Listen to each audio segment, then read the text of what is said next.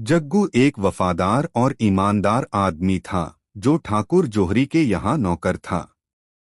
एक रात ठाकुर जोहरी को गांव की सीमा पर एक छोटा सा बच्चा अकेला और बेसहारा पड़ा मिला। उस बच्चे पर ठाकुर को दया आ गई और वह उसे अपने साथ हवेली ले आया। उसी दिन से वह बच्चा ठाकुर जोहरी के यहाँ रहने लगा। समय के साथ वह बड़ा हुआ और वही बच्चा आगे चलकर जग्गू बना। जग्गू ठाकुर जोहरी को भगवान मानता था। वह सोचता था कि अगर उस रात ठाकुर उसे न उठाता तो शायद वह जिंदा भी न होता। इसी एहसान की वजह से वह पूरी ईमानदारी और वफादारी के साथ ठाकुर के सारे काम करता था। सोनाली ठाकुर जोहरी की इकलौती और बेहद लाडली बेटी थी। जग्गू और सोनाली बचपन से ही साथ खेलते हुए बड़े हुए थे। धीरे धीरे उनकी यह दोस्ती जवानी में प्यार में बदल गई। दोनों रोज छुप छुप कर मिलते थे क्योंकि सोनाली को पूरा भरोसा था कि उसके पिता ने उसे आज तक किसी भी बात के लिए मना नहीं किया है, इसलिए वह जग्गू के लिए भी मना नहीं करेंगे। लेकिन एक दिन ठाकुर जोहरी ने सोनाली और जग्गू को एक साथ देख लिया। दोनों को साथ देखकर उसे बिल्कुल अच्छा नहीं लगा, लेकिन वह अपनी बेटी से बहुत प्यार करता था, इसलिए उसने उसी वक्त कुछ नहीं कहा। उसी रात ठाकुर ने जग्गू को बुलाया और उस पर एहसान जताते हुए कहा, मैंने तुझे सड़क से उठाया, तुझे पाला पोसा, इतना बड़ा किया, इसी दिन के लिए कि तू मेरी बेटी को फंसाए। यह सुनकर जग्गू ने कहा, नहीं सरकार, मैं और सोनाली एक दूसरे से बहुत प्यार करते हैं। तभी ठाकुर गुस्से में गरजते हुए बोला, खबरदार, जो मेरी बेटी का नाम अपने मुंह से लिया। मैंने तुझ पर जो कर्म किया है उसका एहसान चुकाने का वक्त आ गया है। तू मेरी बेटी को छोड़कर इस गांव से चला जा। जग्गू रो पड़ा और गिड़गिड़ाते हुए बोला, सरकार, आप चाहें तो मेरी जान ले लीजिए, लेकिन सोनाली से दूर होने को मत कहिए।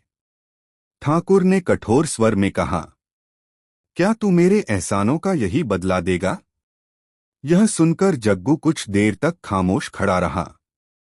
फिर वह बिना किसी को बताए, बिना सोनाली से मिले उस गांव से चला गया, ठाकुर से दूर, हवेली से दूर। जग्गू के जाने के बाद सोनाली ने अपने पिता से पूछा, पापा, जग्गू कहाँ गया? ठाकुर ने झूठ बोलते हुए कहा, वह गांव की ही किसी लड़की को लेकर भाग गया।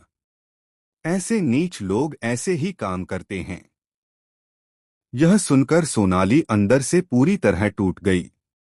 कुछ ही दिनों बाद ठाकुर ने उसकी शादी पड़ोसी गांव के जमींदार के बेटे चंदन से करवा दी। चंदन एक समझदार और शरीफ मिजाज का युवक था। धीरे धीरे दोनों साथ रहने लगे और समय के साथ सोनाली भी जग्गू को भूलने लगी।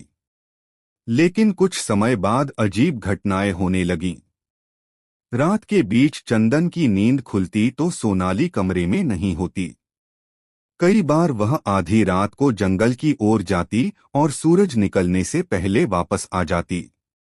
जब चंदन उससे पूछता तो वह कोई जवाब नहीं देती, जैसे उसे कुछ याद ही न हो। धीरे धीरे सोनाली की तबीयत भी खराब रहने लगी। चंदन ने कई डॉक्टरों को दिखाया, लेकिन कोई सुधार नहीं हुआ। आखिरकार चंदन यह सब ठाकुर जोहरी को बताने गया। तब ठाकुर ने उसे सोनाली और जग्गू के पुराने रिश्ते की सच्चाई बता दी। यह सुनकर चंदन ने पूछा, तो आपने सोनाली की शादी जग्गू से ही क्यों नहीं करवाई? तभी ठाकुर ने वह राज खोला जिसने सब कुछ बदल दिया। उसने कहा, क्योंकि जग्गू मेरा ही बेटा था। फिर ठाकुर ने 25 साल पुरानी कहानी सुनाई।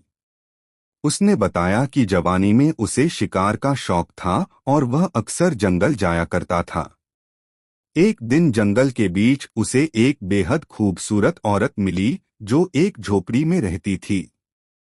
वह औरत काला जादू करती थी। उसी से उसका एक बेटा हुआ। एक रात उसने देखा कि वह औरत अपने ही बच्चे की बलि देने वाली है। अपने बेटे को बचाने के लिए ठाकुर ने उसे मार दिया और वहीं जमीन में गाड़ दिया। बच्चे को वह अपने साथ ले आया, लेकिन उसके पिता ने कहा कि यह डायन का बेटा है। तब ठाकुर गांव छोड़कर यहां आ गया और उसी बच्चे को नौकर बनाकर पालने लगा। वही बच्चा बड़ा होकर जग्गू बना। चंदन ने तय किया कि वह सोनाली को बचाएगा। एक रात उसने सोनाली का पीछा किया और जंगल के बीच उसी झोपड़ी तक पहुंच गया। वहां उसने देखा कि जग्गू अग्निकुंड के पास बैठा शैतानी मंत्र पढ़ रहा था और सोनाली उसके वश में थी। जग्गू अपनी मां को जिंदा करने के लिए सोनाली की बलि देना चाहता था। चंदन ने उसका विरोध किया। तभी गांव वाले और एक बड़े बाबा वहां पहुंच गए। बाबा के मंत्रों से सोनाली और चंदन को बाहर निकाल लिया गया। गांव वालों ने उसी आग में जग्गू को जला दिया और उस झोपड़ी को बंद कर दिया ताकि जग्गू और उसकी मां की आत्मा कभी बाहर न आ सके। चंदन सोनाली को घर ले आया। धीरे धीरे सोनाली पूरी तरह ठीक हो गई। 9 महीने बाद उनके यहाँ एक बेटे का जन्म हुआ। लेकिन बच्चे का चेहरा देखते ही सोनाली और चंदन के होश उड़ गए, क्योंकि वह कोई साधारण इंसानी बच्चा नहीं था, बल्कि एक शैतानी बच्चा था। तभी कुछ दिनों बाद सोनाली और चंदन की रहस्यमयी हालात में मौत हो गई। गांव वालों का कहना था कि उसी शैतानी बच्चे ने अपने मां बाप को मार डाला। वह बच्चा वहां से भागकर उसी झोपड़ी में जा बसा जहां कभी काला जादू हुआ करता था। लोग कहते हैं कि वह बच्चा आज भी अपने मरे हुए पिता जग्गू के पास उसी झोपड़ी में रहता है और रात के सन्नाटे में आज भी उस जंगल से डरावनी आवाजें सुनाई देती हैं।